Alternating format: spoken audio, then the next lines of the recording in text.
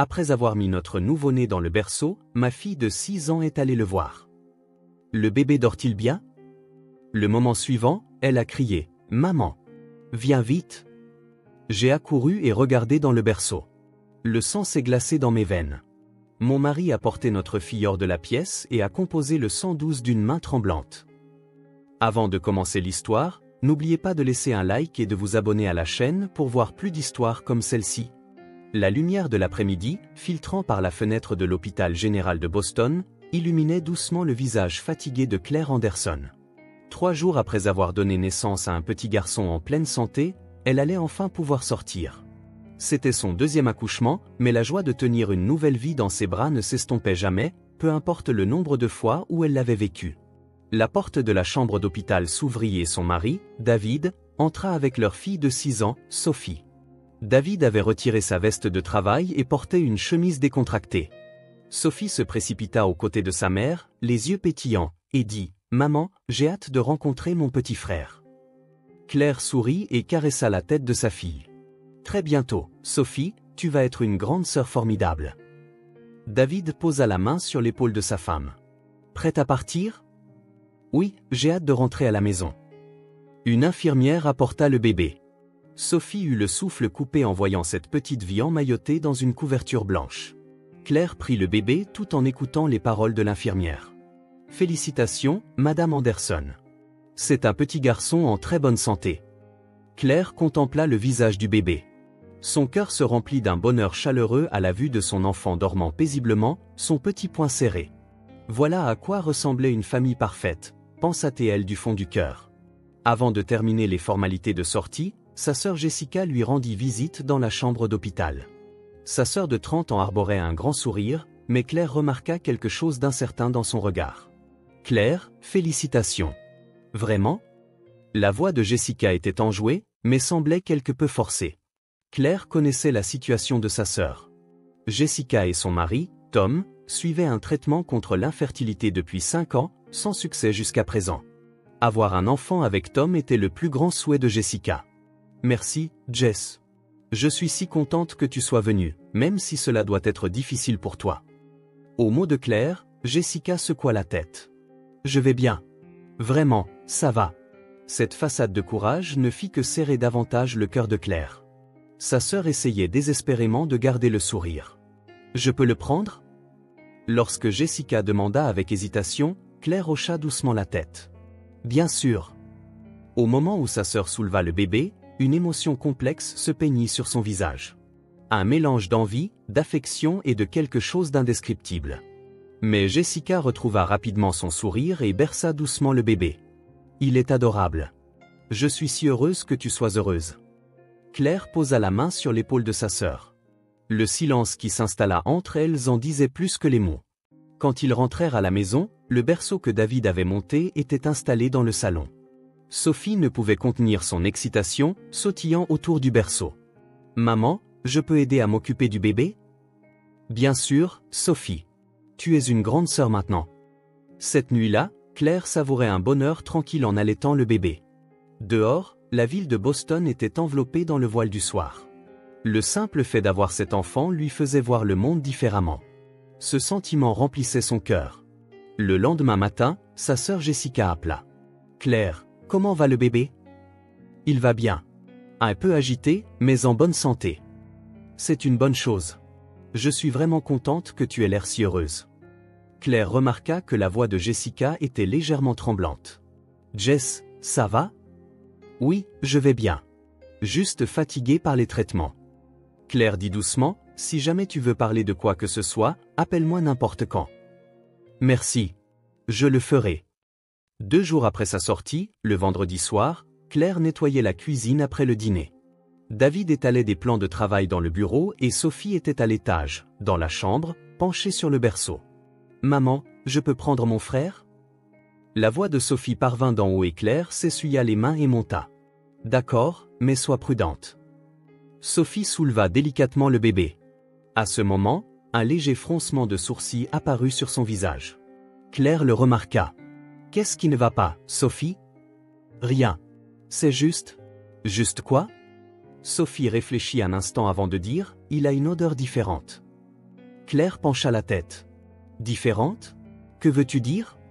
Je ne sais pas, mais il sent le médicament. Claire approcha son visage du bébé et vérifia l'odeur. En effet, il semblait rester une légère odeur de désinfectant. C'est simplement l'odeur de l'hôpital qui n'est pas encore partie. Ça va bientôt disparaître. Sophie ne semblait pas convaincue, mais elle ne dit rien de plus. Claire tapota doucement l'épaule de sa fille et remit le bébé dans le berceau. Cette nuit-là, le bébé se mit à pleurer intensément. Claire se frotta les yeux endormis, se leva et se dirigea vers le berceau. Chut, ça va. Elle prit le bébé et le berça doucement. Mais le bébé ne s'arrêtait pas de pleurer. David se réveilla aussi et vint aux côtés de sa femme, l'air inquiet. Il a peut-être faim. Je viens de le nourrir. Le bébé continuait de pleurer faiblement. Claire se sentit mal à l'aise. À l'hôpital, il avait pleuré avec force, mais maintenant, ses pleurs semblaient manquer de vigueur. Il est peut-être juste fatigué, tenta de la rassurer David. C'est un nouvel environnement, il lui faudra du temps pour s'adapter. Claire hocha la tête, mais un léger sentiment de malaise persistait au fond de son cœur. Cependant, elle se dit qu'elle était simplement nerveuse parce qu'elle n'avait pas l'habitude de s'occuper d'un nouveau-né. Le lendemain matin, la douce lumière du samedi inondait la pièce. Claire était assise sur le canapé, allaitant le bébé. Sophie descendit les escaliers en pyjama et fixa intensément le bébé. « Maman !» Claire regarda sa fille. « Qu'y a-t-il, Sophie ?» Ses yeux ont l'air différents. Claire fronça les sourcils. « Ses yeux sont différents? Que veux-tu dire ?» Sophie dit avec une expression sérieuse. « Quand je l'ai vu à l'hôpital, il semblait plus grand. » Claire se sentit un peu irritée. Épuisée par le manque de sommeil dû au nouveau-né, les paroles de sa fille l'agaçaient. Les yeux des nouveau-nés changent encore, Sophie. Mais ça suffit. Ne dis pas des choses qui donnent l'impression que tu doutes de ton frère. Une pointe de sévérité se glissa dans la voix de Claire, et Sophie se tut. L'expression de sa fille montrait qu'elle n'était pas convaincue, mais elle ne dit rien de plus. Claire continua de s'occuper du bébé, se disant qu'elle lui parlerait gentiment plus tard. Le samedi après-midi, la sonnette retentit. Quand David ouvrit la porte, Jessica se tenait là, souriante. « Je suis venue voir le bébé. Ça ne dérange pas ?» « Bien sûr que non, Jessica, entre. » Jessica entra dans le salon et s'approcha de Claire sur le canapé. « Comment ça se passe ?»« Un peu difficile, mais on s'en sort, » sourit Claire, fatiguée. Jessica regarda dans le berceau et contempla le bébé.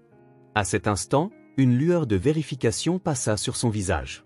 Ce ne fut qu'un instant, mais Claire ne le manqua pas. « Jess, ça va ?» Jessica afficha soudain un sourire. « Oui, je vais bien. Il est vraiment adorable. » Sa sœur resta environ 30 minutes, échangeant des banalités avec Claire. Elles n'abordèrent pas le sujet des traitements contre l'infertilité, se contentant d'une conversation superficielle. Au moment de partir, Jessica se retourna à l'entrée et regarda une nouvelle fois vers le salon. Son expression était complexe, et Claire ne pouvait deviner ce qu'elle pensait. « Quelque chose te tracasse ?» demanda Claire. Jessica secoua la tête. « Non, rien. Je reviendrai. » La porte se referma et Claire resta seule dans le salon.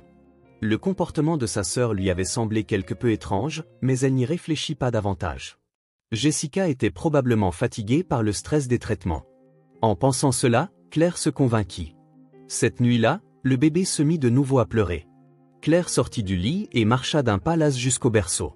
Quand elle prit le bébé, sa température corporelle semblait plus basse que d'habitude. « David, réveille-toi. » Son mari se réveilla et vit le visage anxieux de sa femme. « Qu'est-ce qui ne va pas ? Sa température semble basse. Devrais-je appeler l'hôpital ? » David toucha le bébé et vérifia sa température. « Il est peut-être un peu froid, mais n'est-ce pas parce que la pièce est fraîche ?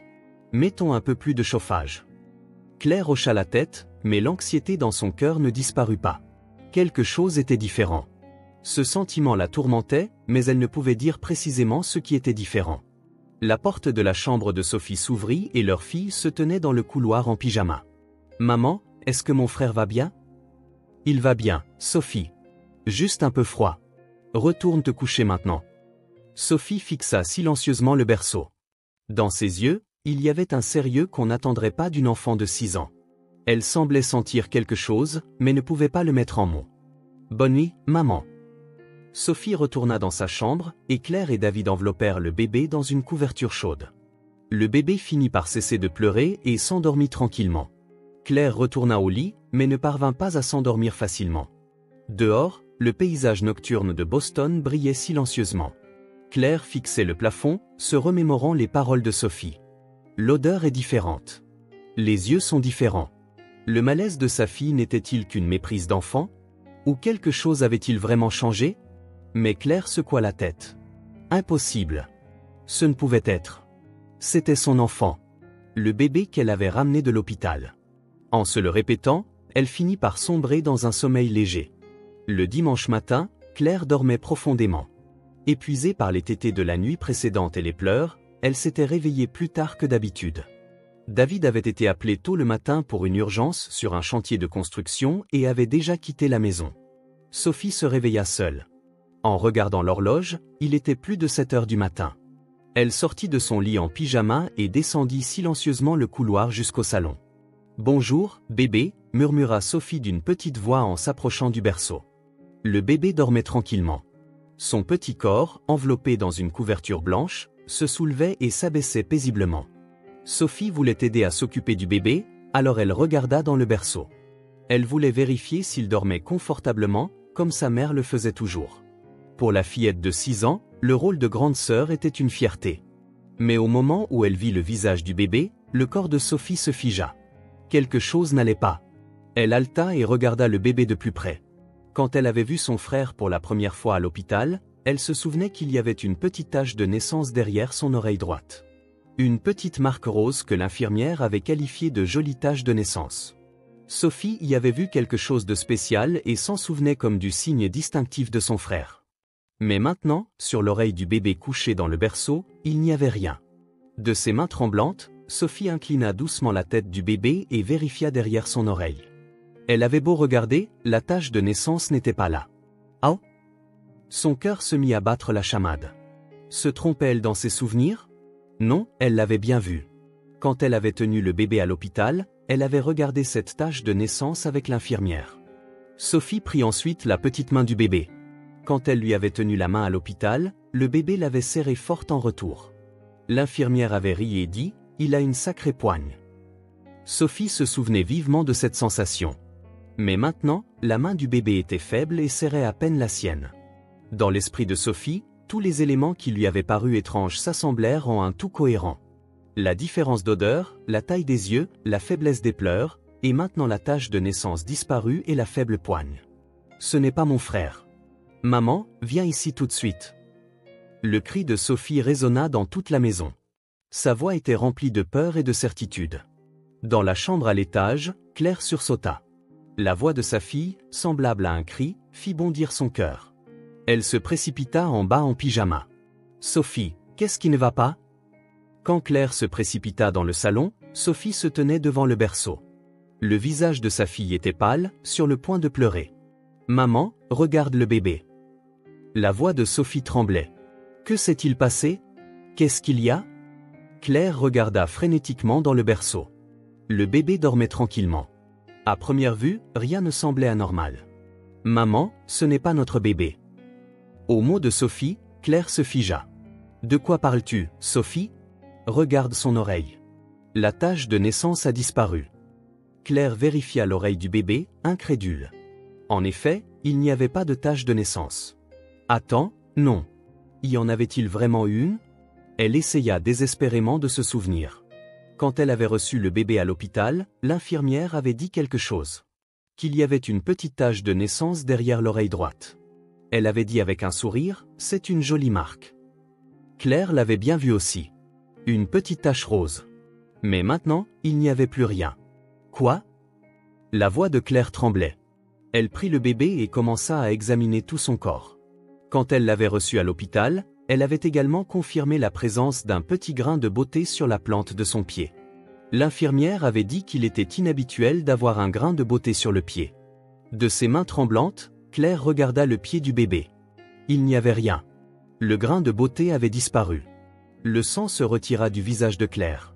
Une sensation de vertige l'envahit et elle posa la main sur le mur pour se soutenir. « Ce n'est pas mon enfant. » La voix de Claire était faible et tremblante. Sophie se mit à pleurer. Je le savais. Je n'arrêtais pas de penser que quelque chose n'allait pas. Claire sortit son téléphone portable de ses mains tremblantes. Elle appela David, mais il ne répondit pas à cause du bruit sur le chantier. Elle essaya ensuite de composer le 911, mais ses doigts tremblaient trop pour qu'elle puisse appuyer correctement sur l'écran.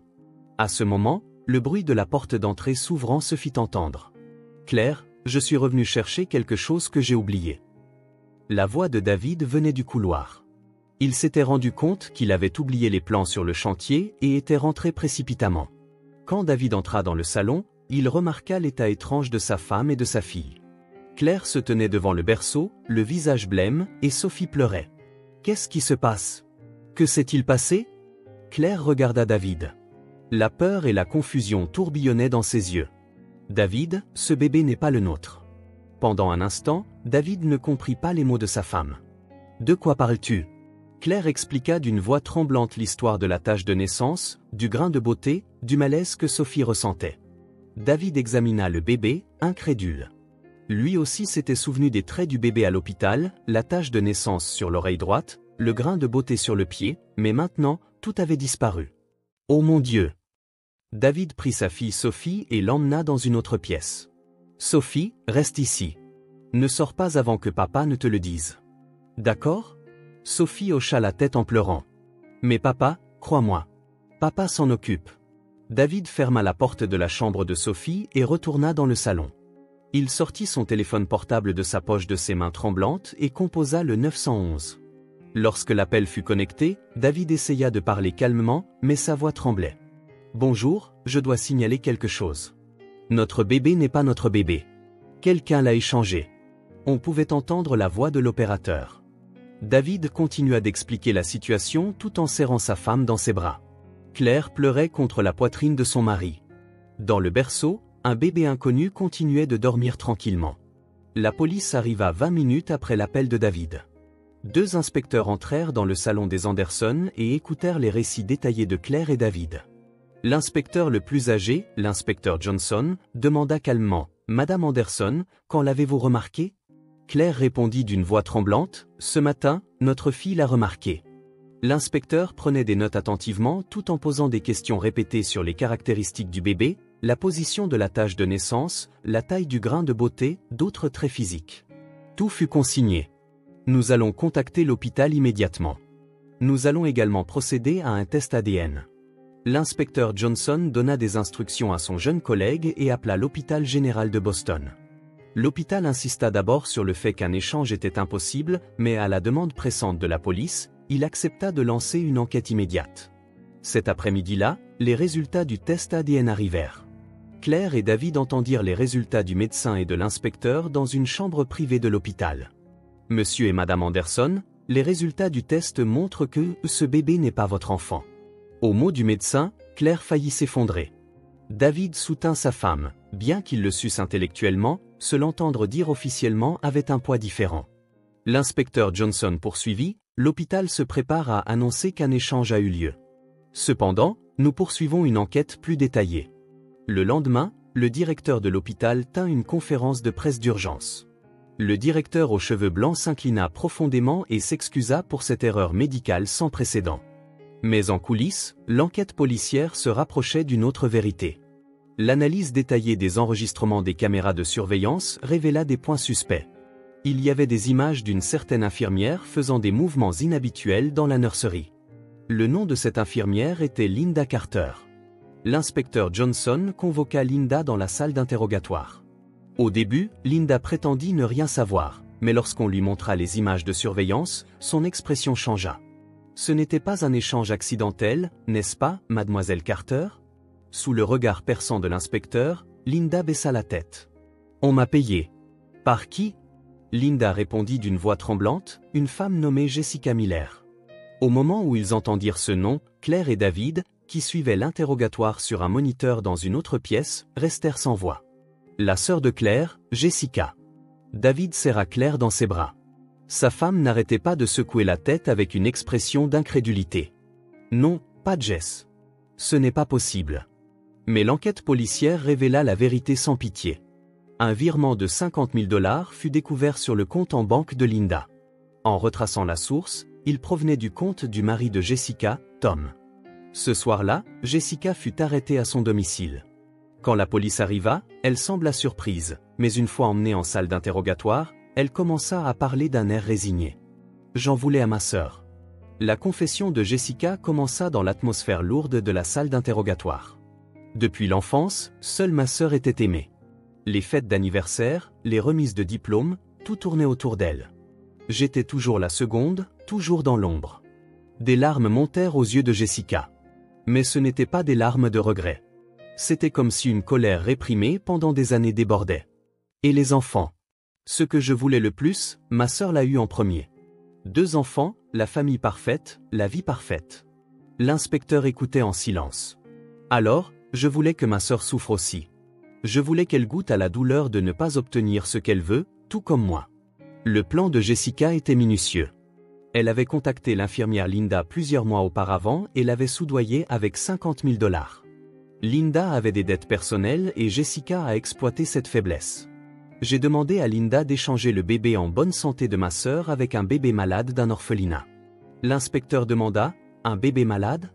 Jessica répondit, « Un petit garçon né avec une malformation cardiaque. Un enfant abandonné par ses parents. » Le bébé en bonne santé de Claire fut échangé par Linda avec un autre nouveau-né, et il fut donné à un couple riche, Robert et Emily Thompson. Les Thompson n'étaient au courant de rien et l'avaient accepté comme leur propre bébé. Si tout cela passait pour un échange accidentel, je pouvais rester en dehors de l'affaire, et ma sœur serait prise dans des batailles juridiques et souffrirait, poursuivit Jessica. Je prévoyais de réconforter ma sœur en jouant le rôle de la gentille petite sœur. Alors, elle me serait reconnaissante. L'inspecteur regarda Jessica avec des yeux froids. Pourquoi avoir choisi un bébé malade? L'expression de Jessica se tordit. Cet enfant était comme moi. Un enfant que personne n'aimait, un enfant abandonné. Sa voix tremblait.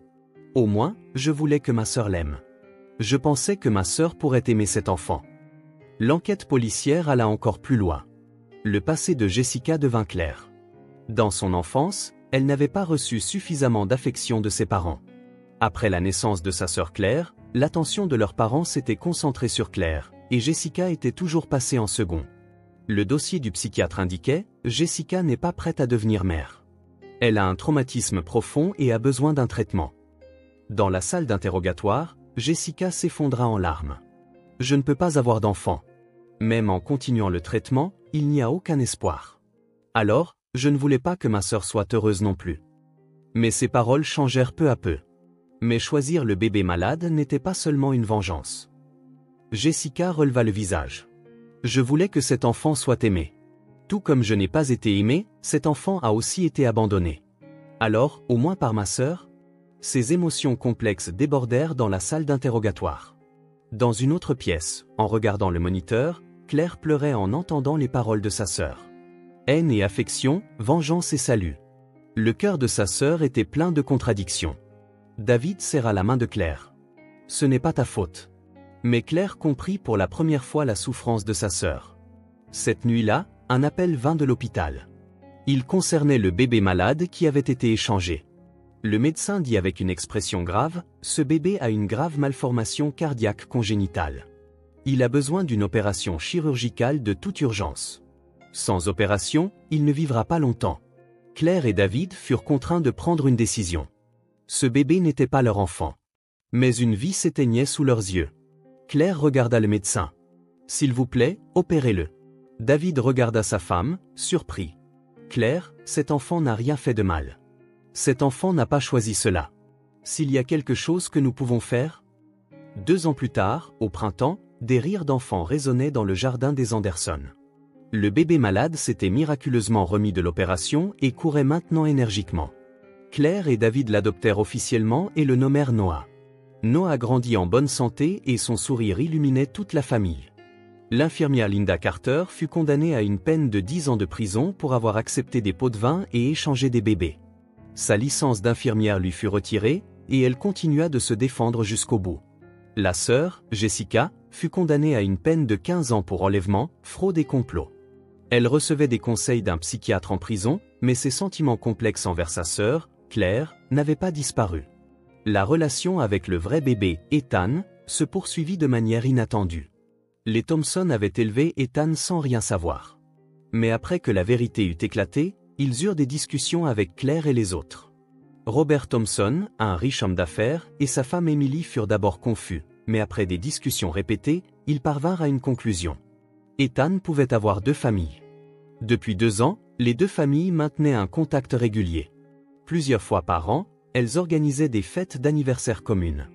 Et Ethan et Noah jouaient ensemble comme des frères. Même s'ils n'étaient pas liés par le sang, Noah était le fils des Anderson. Et Ethan était un enfant heureux, aimé par 2 familles. Claire rendait visite à Jessica en prison 1 fois par mois. Lors de la première visite, Claire dit à sa sœur, « Jess, tu souffrais aussi, n'est-ce pas ?» Jessica pleura. « Claire, je suis désolée. Nos parents ne nous ont pas assez aimés, ni toi ni moi, mais nous ne pouvons pas répéter cela avec la génération suivante. » Jessica demanda d'une voix tremblante, « Ce bébé, hein, est-il heureux ?» « Oui, très. » Une expression à la fois de soulagement et de regret apparut sur le visage de Jessica. Alors, au moins, elle ne put continuer ses paroles. 5 ans plus tard, en été, un barbecue eut lieu dans le jardin des Anderson. Sophie, maintenant âgée de 12 ans, lisait un livre d'images à Noah, 5 ans. Les Thompson étaient également venus, et Ethan regardait le livre d'images à côté de Noah.